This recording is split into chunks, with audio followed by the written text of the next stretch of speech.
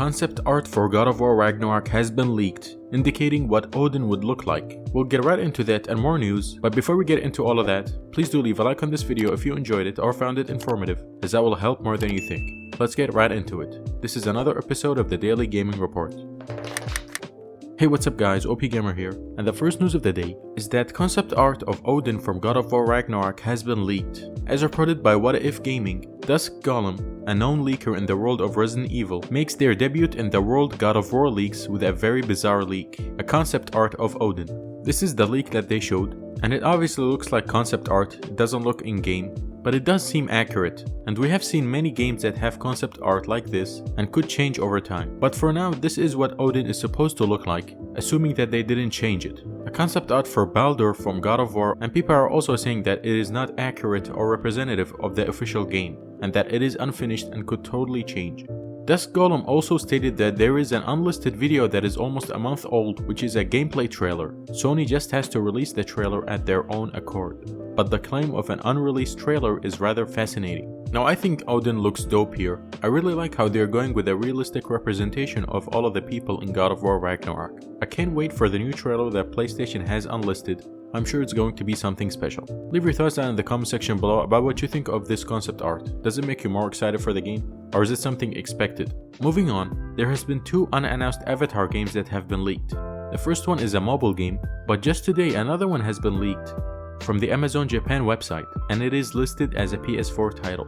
As reported by VGC, an unannounced Avatar The Last Airbender game has been listed on Amazon. The new game appears to be coming to PS4 and PS5 this year. The new game in the franchise, subtitled Quest for Balance, has been listed on Amazon Japan ahead of its announcement and is expected to release on November 8th, according to the retailer. Not much information is shared on the listed page aside from the publisher Game Mill Entertainment, which is best known for releasing games based on popular licenses such as Nickelodeon All-Star Brawl and Cobra Kai, the Karate Kid saga continues. Now it's been almost 9 years since we've had a proper Avatar game for PlayStation. Hopefully they take it serious on this one and impress with their announcement. I'm personally not a huge fan of Avatar, but I can see how a game like Avatar could be fun.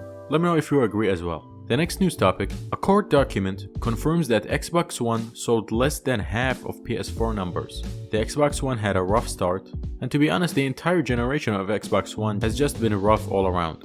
But a lot of people were surprised that it was this rough. It is estimated that Xbox One sold 51 million consoles. Meanwhile, the PS4 sold 117.2 million consoles, making it more than double the amount of the Xbox One. I don't think over 50 million consoles or units of anything sold is a failure. I do think Xbox One was a success for the company, but it really gets overshadowed by PS4. And I have to be honest, I think the same thing will happen with PS5 and Xbox Series X. Many people realize that every single Xbox exclusive is available on PC. So if you build a PC, you really don't need an Xbox. Meanwhile, games like Demon's Souls, Returnal, and the upcoming God of War Ragnarok, you need a PlayStation 5 to play these games. Now yes, there is a possibility that these games might get ported to PC, but who knows how long that could take, and sometimes it could take forever. They just don't port it. So for the people that don't like waiting 6 months to many years for a game to release on PC, they could just buy a PS5 and enjoy the games that way, which is what I think the majority of people are doing. Let me know, were you a PS4 owner or an Xbox One owner last generation? And depending on your console of choice,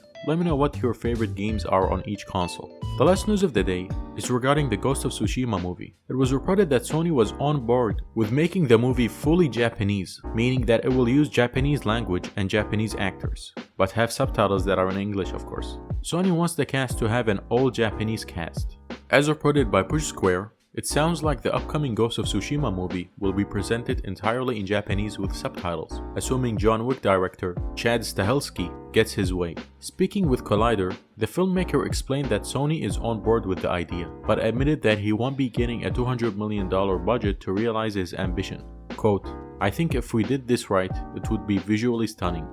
It's character driven, it's got an opportunity for great action, great looks, and honestly, we had to try to do it. All in character, meaning it's a Japanese thing about the Mongols invading Tsushima Island. A complete Japanese cast in Japanese. Sony is so on board with backing us on that. I've been going to Japan since I was 16, I have a love for the country, I love the people, and I love the language. So yeah, I think it's really cool for Sony to agree on this. I feel like Sony lately, and by lately I mean the past 5 years, they really want developers, movie directors, and generally artists to do what they want. The only rule is that they make something good and worthy of a purchase. But they're really giving freedom here. I like the idea of this movie being authentic. I personally didn't like the Uncharted movie because it just felt too unauthentic. But it looks like this won't be the case here. They really want to realize the vision of this movie by making it feel as real as possible. I'm predicting that when the movie comes out, you won't even notice that it was based on a video game. It will be like a new thing, and possibly make more movies out of it. That is all the news for today.